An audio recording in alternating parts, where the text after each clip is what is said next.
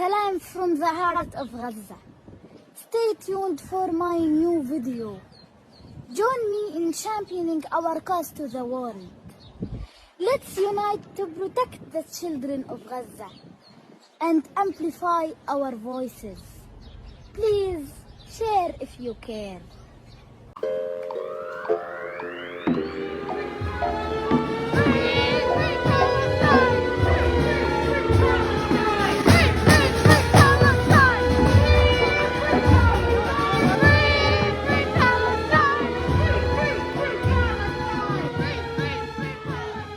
Trigger warning, none of this is going to be easy to watch, but it shouldn't be.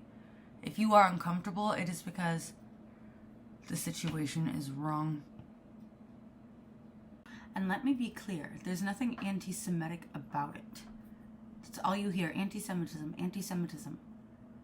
The citizens, Israeli citizens, Jews, in Tel Aviv, right now, are protesting.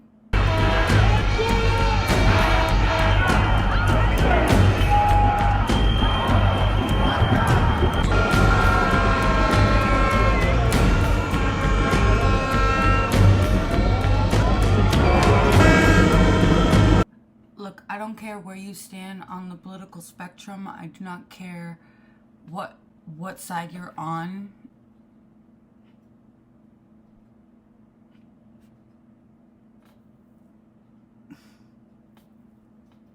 Over 2/3 of the over 30,000 Palestinians that we know of that have been slaughtered are women and children, civilians. But it's really the children that we need to be thinking about on a global.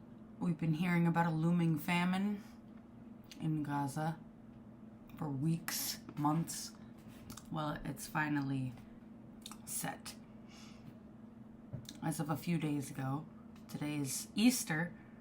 It's 2 a.m., March 31st. As of just a couple of days ago, babies have started to drop like flies. So have the children. From malnutrition and starvation, not from being bombed. The number of children, babies in Gaza that have died from malnutrition, it's wrong. Yesterday, I went to voice my support for Gaza in downtown Chicago with my best friend. Free Palestine! Free Palestine! Free Palestine! Free Palestine! And what prompted me to do that was this UNICEF report and this video. We watched To Catch a Predator. I don't know why you guys watch it. I mean, obviously, I know a good number of people just watch it because they think it's funny, and not a lot of you guys really think about, like, the fact that the show is about child predators. But I like to think that a good number of my viewers actually watch my content because they care about victims and they care about children. So if for no other reason you need to go out there and support Palestine and voice your support for ceasefire because of the children that are dying, more than any other global conflict on record, some videos of what children are going through right now in Gaza, because the media is suppressing it everywhere and not enough people know. I mean, that thing's been, it's hard to think about anything else but these kids. It's impossible. These babies.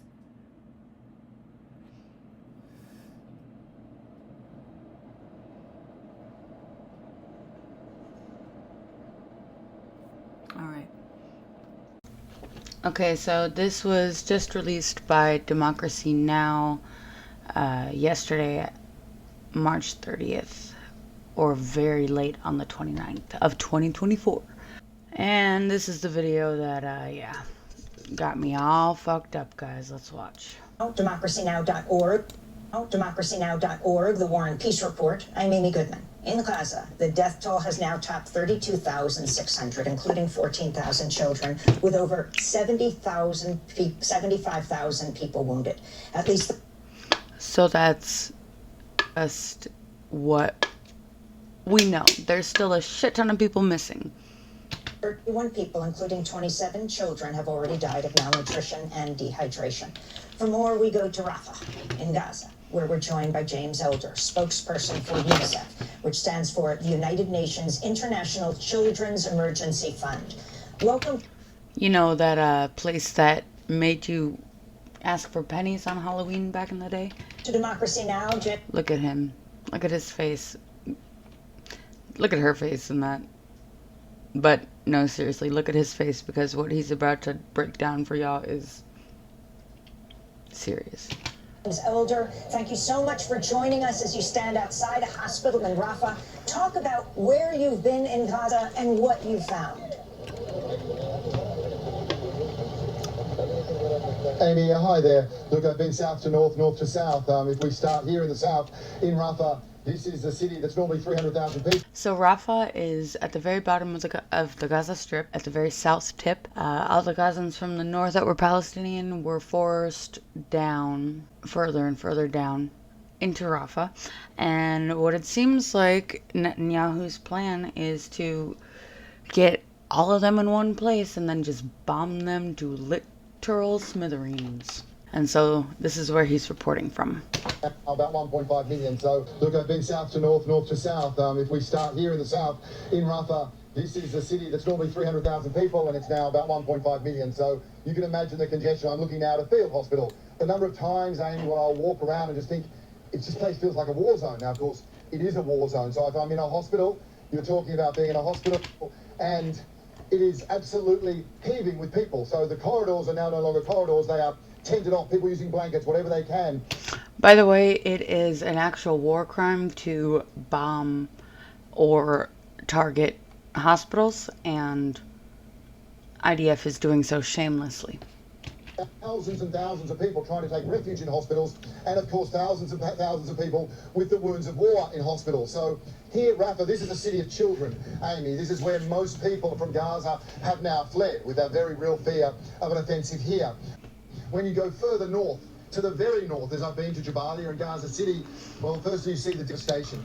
I'm seeing, Amy, entire cities turn to rubble, more or less, things I've never seen before. Every street, when I go with people from that city, drivers who grew up in that city, and who simply don't know how to get around anymore, Amy, because they've lost those landmarks to direct them.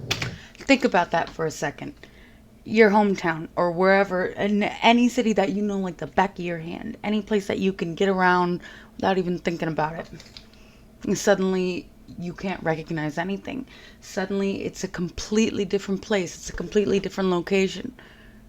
Everything. There is no point of reference because it's been destroyed.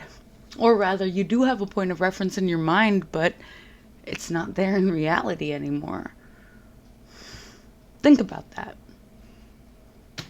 And then you see the nutritional status. Those children you spoke about. More children died overnight in the last couple of days. Dehydration, malnutrition. I see those families, Amy. I see mothers in tears crouched over cots with children and babies who are paper thin. Thousands of people on the street doing that universal sign. Food now. That's some... This baby. People on the street doing that universal sign. Food now. That's some sense north to south. Whatever. The babies are saying, please feed me. Feed me. Why aren't you feeding me? These babies, they don't, all they know is that they're suddenly conscious one day and they're thrust into this world, and all they know is that they're in pain. And these babies, especially if they've ever had a moment where they were able to like get that nutrients and get that support, it's suddenly gone. So like these babies know enough to say feed me because they've been fed, and now suddenly they're like, why aren't you feeding me? Look at this baby. It doesn't even look real, but it is. It is. It's desperation, and it's look at him. People have done everything. They break their or her. Look at this baby. With them, but I've sat with families this morning that I can speak to. They're exhausted, and yeah, they're confused as to why they don't have the world's attention. I wanted to get Oh God, right, and this is really what strikes the biggest chord with me, what he says here. And it's another huge motivating factor for why I'm not only making this video, but for why I am going to continuously go and march and voice my support. What he says here. Listen. But I've sat with families this morning that I can speak to. They're exhausted and yeah, they're confused as to why they don't have the world's attention. They are confused as to why they do not have the world's attention. Gaza, you have our attention. We see you. We see you. All eyes are on you, and we are standing up for you every day. Gaza. We know. We see you. You are not invisible. You have to understand, there's no contact with the outside world unless there's a reporter or an aid worker, but as we know, all the aid is being systematically and purposefully blocked. The only way that they have access to internet or to the outside world is through reporters or such, and I don't know the exact number of reporters that have been killed since all of this started, but it's a lot. So they have no idea. They have no idea. They have no idea how much we care. Do you care about these people? These babies? I wanted to get your response to the latest news, James I got no Elder. hearing, guys. The International Court of Justice has ordered Israel to ensure unhindered aid can get into Gaza. Really? That's the other thing. What the fuck is the point of a UN? For those of you who don't know, the UN actually was able to pass a motion to call for a ceasefire in Israel. The only reason that it was able to pass was because the US did not use their veto. So the US did not vote, but they didn't reject it. All this is for nothing because Netanyahu thinks that he can do whatever the fuck he wants. You know why? Because the USA is providing them weapons every day, even now. Right now. Literally, just a few hours ago.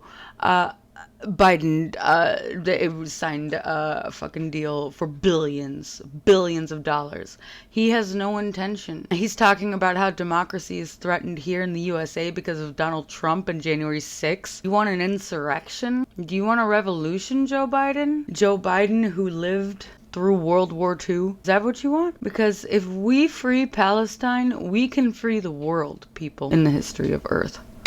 Legally binding order was... So, right, the UN passes this order to cause for an immediate ceasefire. And for the rest of Ramadan, US said it's non-binding, low-key.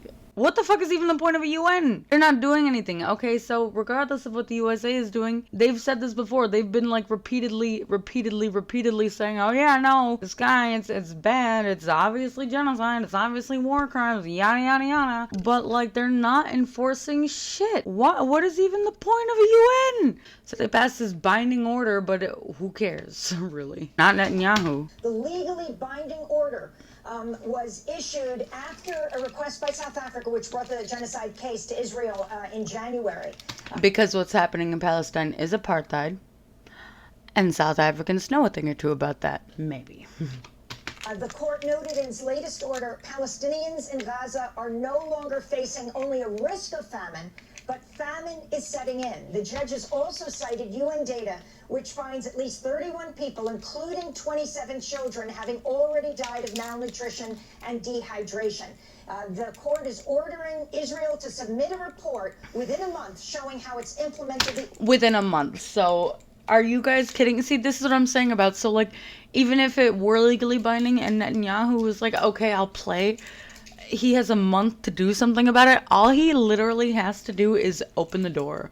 Literally. There are hundreds of aid workers and fucking, there's hundreds of people waiting at the borders with so much food They're just not allowed in. The second that they are allowed in, we can give them the food. Now, if you want to start talking about the aid that's actually being allegedly given to the Palestinians right now, well, shit.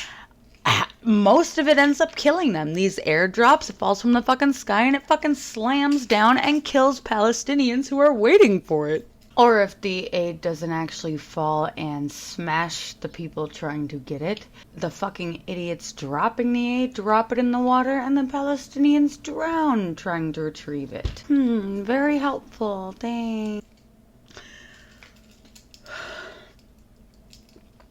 On top of that, aid that does get in, quote, legally on the ground, it's used basically as a honeypot for the IDF to massacre these people trying to get it. So it's like even when the aid gets in and it doesn't fall and fucking smash a fucking Palestinian, the aid gets in, but it leads to the slaughter of the Palestinians and also ends up killing even more Palestinians. So the aid that is getting in is deadlier than the famine. Until now, we're gonna start seeing, like, once you hit a certain point of malnutrition, and it's like there's a no return point, and basically what she just said, famine has not only been looming, but it has actually set in, and this switch was just a couple of days ago.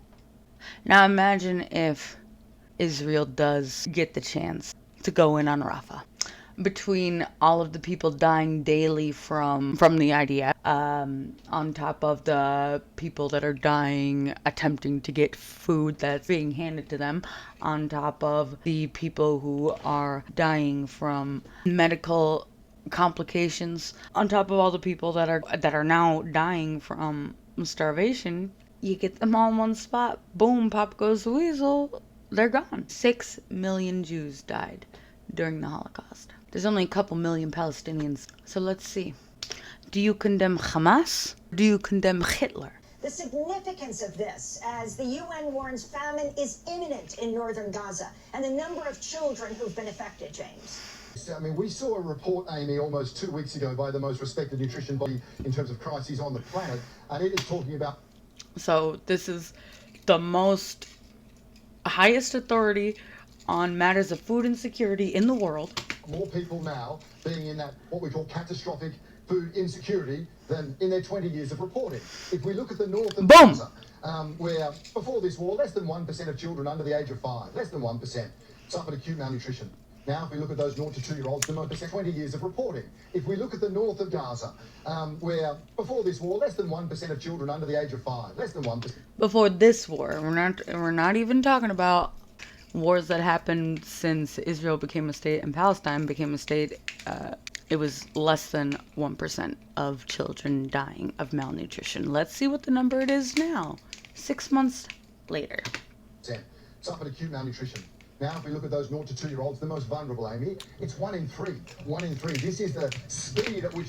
1 in 3. You know that statistic about 1 in 3 women being sexually assaulted in their lifetime? So it's like kind of low-key almost everyone. Yeah, that's the transpose that on transpose babies onto that. That's 1 in 3 babies in Gaza are now dying from starvation. Starvation. Which many Americans don't really understand what that feels like. It's really kind of hard to put yourself in those shoes. Or to even comprehend something that's so far from our realm of reality. But let's also get this clear. There are Americans who are starving. There are people starving all over the world. But right now, the ratio is even beyond historical. We've seen this catastrophic decline. So yes, at the United Nations, from my own executive director to the Secretary General, have been calling for months and months for unhindered, safe, it's a very difficult place to work, safe access for aid. Now, that's road access, the most efficient and effective way to get supplies, life-saving supplies, food, water, medicines to people is on the road network. Not just from the south, because that can be difficult. It's 30 or 40, 30 miles. Doesn't sound like a long way. It is a long way when you've got tens of thousands of people on the street.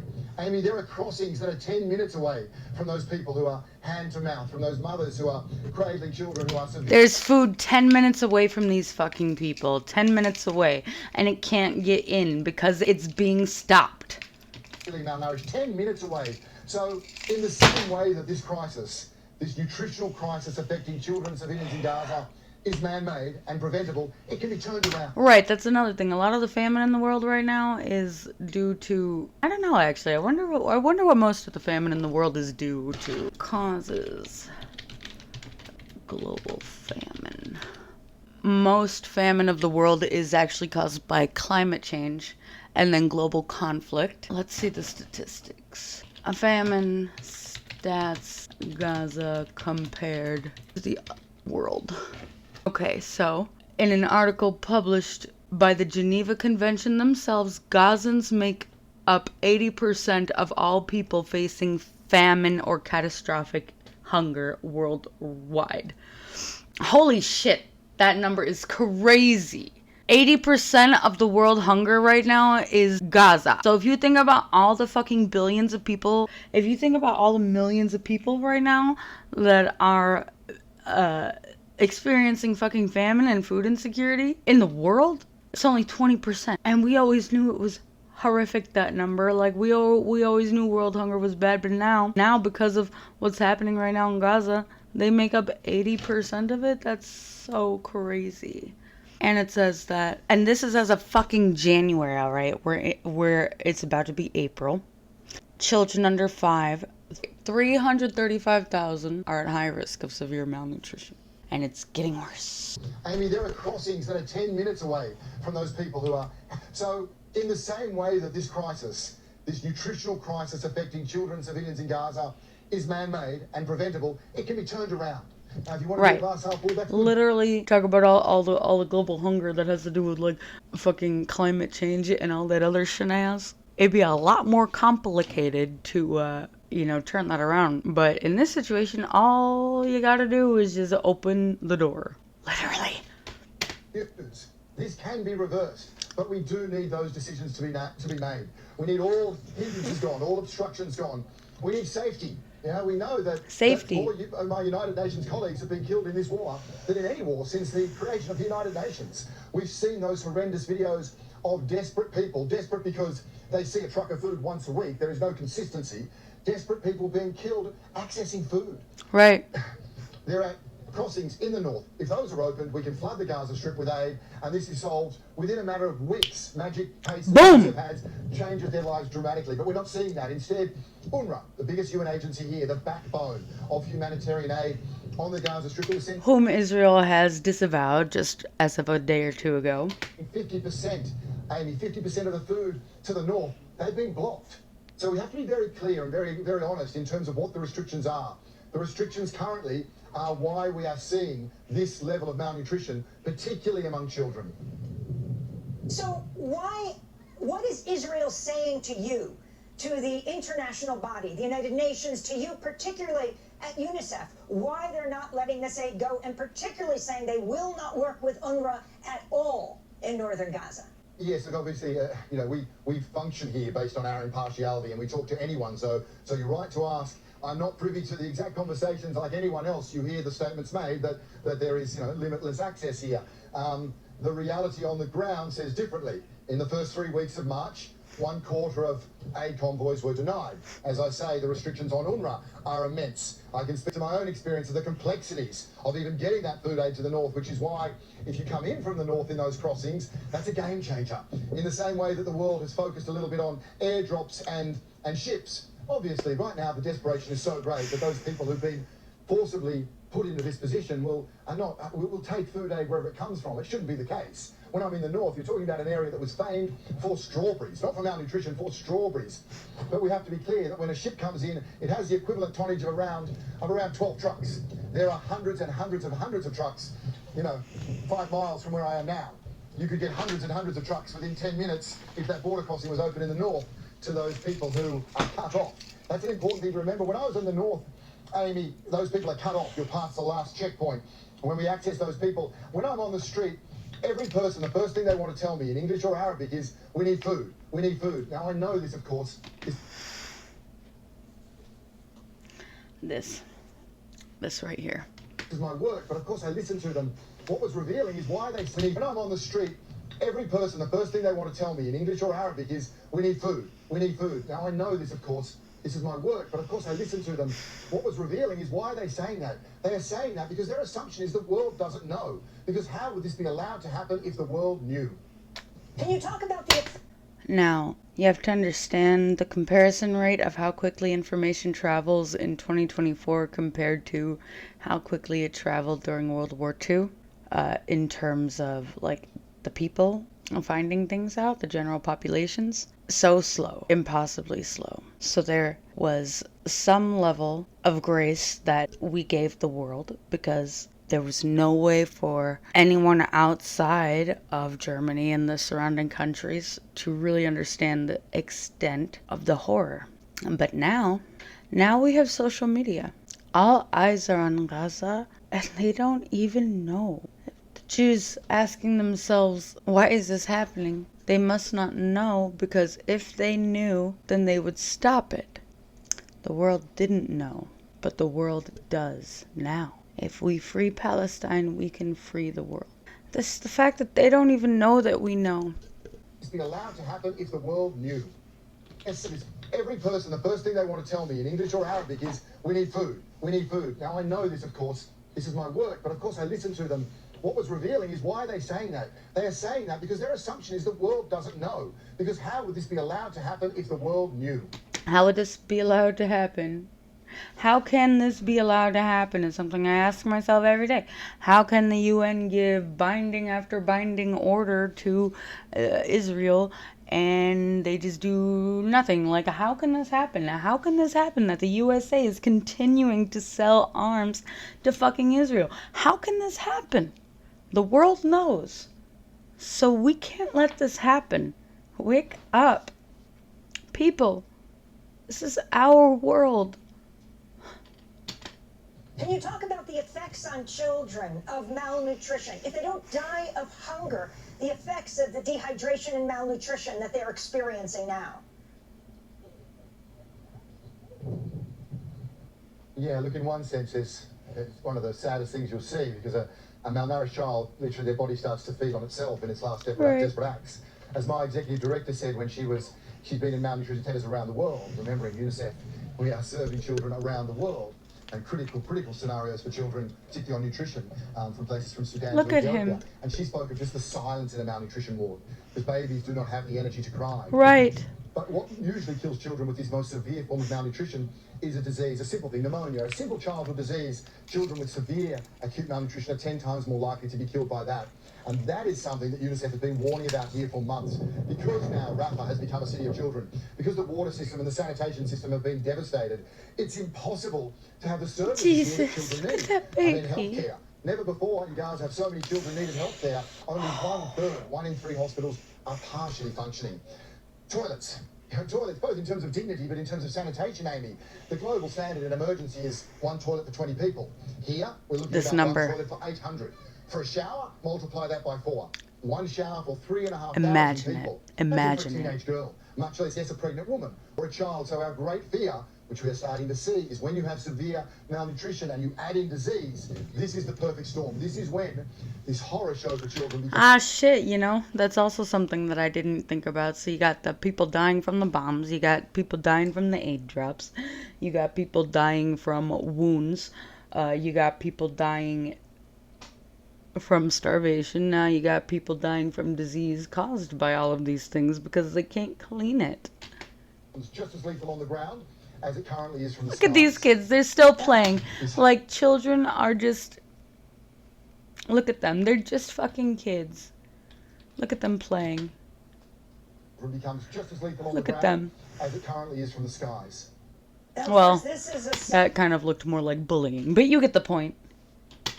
From I think the number has topped 14,000 of children who have died. Uncounted number of them still in the rubble. If you can talk about this death toll and also compare Gaza to other conflict zones you've been in, James Elder, you've been all over the world, to say the least. Yeah, look, for me, I mean, in a way, I'm loath to make the comparison simply because for UNICEF and myself, of course, a child is a child wherever they are. And when you see what's happened to children... Exactly. A child is a child wherever they are. Dude, a child is a child no matter where they are. Guys, if you watch my channel and you truly stand up, you know how much I give a shit about children and how much I emphasize how innocent they are and how they're just learning. They can't be held accountable for shit because they're just kids. There's something, oh God. Save the children. From Ukraine to Afghanistan is horrendous, and that's why my colleagues are frontline workers in all of these places. Yes, though, there is something particular here. The intensity of devastation. Obviously, it's such a big child population in a compact space with, let's be clear, indiscriminate attacks. The numbers you're sharing there, it's unprecedented. And when you see in a hospital those wounds of war to children, Amy, remembering that when there is a missile or a bomb on a family home, it's not just one injury to a child, it's the broken bones, it's the burns. Very hard to look, but we must keep looking. The suffering. And it's the suffering that these babies are feeling. It's like one thing for an adult to feel the pain of a fucking attack, and them to be able to fucking, they can work out what the fuck is happening. Like, they know why they are in pain. Like, they know why it's happening. For better or for worse, they understand. These kids. These are the images that I turn every time I turn around in a hospital, and I don't think I've seen that consistency. You have these rare moments, Amy, of clutching onto some hope. And once was a moment in a hospital, a little boy, Mohammed. Now, he had bad burns, but as I walked into Mohammed, he made this little effort with it hurt him. Put a little thumbs up, an unsolicited movement, and I just thought, Mohammed. And once was a moment in a hospital, a little boy. Rare moments, Amy. This is what I'm talking about with kids. This is what I mean about kids. This fucking child has been bombed to near smithereens. He's living in actual hell, and he still has, I don't even know what you would call it, the spirit to look up at this white man and say, I'm good.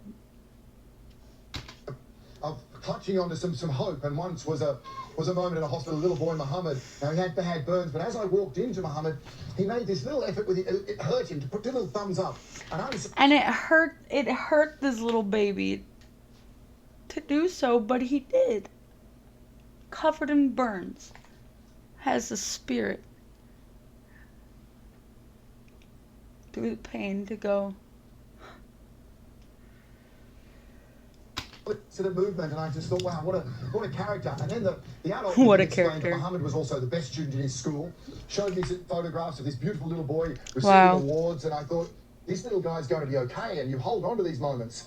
Then that adult explained to me that when the missile hit Mohammed's home, it killed everyone, and because families are bunkering down, I mean everyone, mother, father, siblings. Not only is he covered in burns and living in literal hell, his entire family was destroyed. And still, thumbs up. All eyes on Gaza. All eyes on Rafah. Free Palestine. Free Muhammad. Grandparents, aunts, uncles, cousins. Muhammad didn't know this yet, but Muhammad is now the last surviving member of his entire he doesn't know. Family. These horror stories, Amy, are being normalised here. I didn't think I'd ever hear such a thing in Gaza. I'm hearing it time and again. Jesus! So yes, and these wounds of war, I'm hearing it. Look These at her. horror stories, Amy, are being normalised here. I didn't think I'd ever hear such a thing in Gaza. I'm hearing it time and again. So yes, and these wounds of war, I should add, in the last 2 days, I made a point to go to hospitals since the ceasefire decision, which was a cause of great hope here, great hope. Well, that hope has been well and truly drowned out right now by bombs. And I saw many children who doctors did not think would still be alive today based on the bombings that have occurred since Monday's decision. You're standing, James Elder, in Rafah. If you can talk about what's happening right now in Rafah. You have Prime Minister Benjamin Netanyahu saying it absolutely, an invasion, ground invasion will happen. It's not a matter of if, It's not a matter of if, unless we the people get the fuck up. Matter of when. You have talked about a possible ground invasion in Rafah. What would this mean? The horrors in Gaza do start to outstrip our ability to describe them, and it would be Right. a catastrophe. But of course, that word has been rightly used many times. It means But this is a city of nothing. children, as I say, this city, Rafah now has. Like, what's the step up? What is a word that we can use to convey the next step up from Holocaust? Twice the population density of New York City, but I don't know what you can see, okay? But that's as tall as they get. This is ground level, and most people are in tents. They're in street corners, they're on beaches, they're in what was agriculture. They're ground level, 600,000 children here. And what they've endured, I mean, we're in uncharted territory when it comes to the mental health of these children. Right. Night after night, even for me, and I get to leave this place. For me, I lie in bed and you hear the bombardments that wake you and your building shakes and you lie there feeling like lying in a coffin. Like, what are the chances of waking tomorrow morning? Children here go through that with their families every night. Every night with a mother and child. There's no lullaby you sing to a child to drown that out. And so for those people here, not only are they just holding on, their coping mechanisms at a wit's end, they haven't.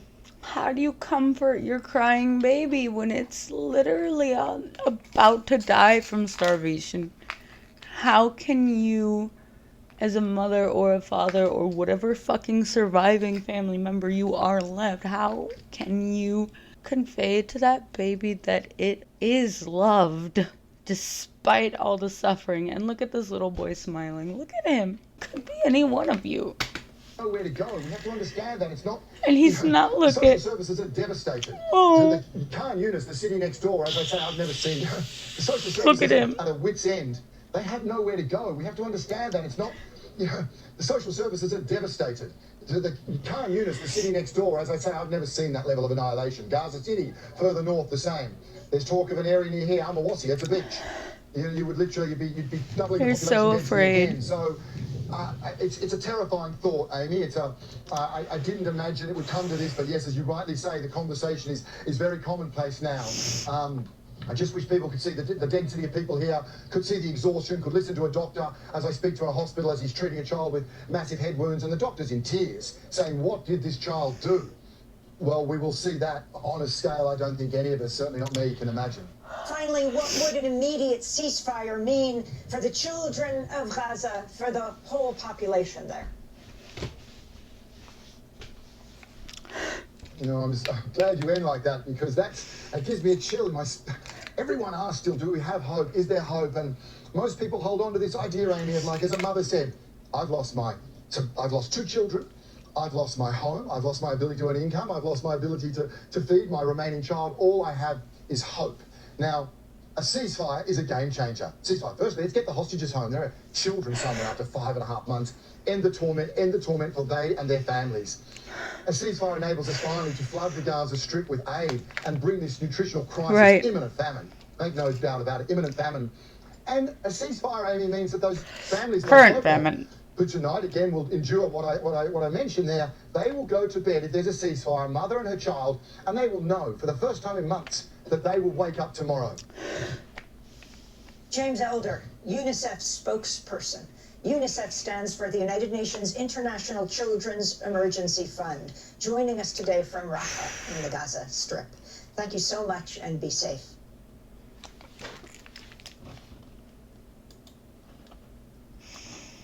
So there you have it, guys. These fucking kids.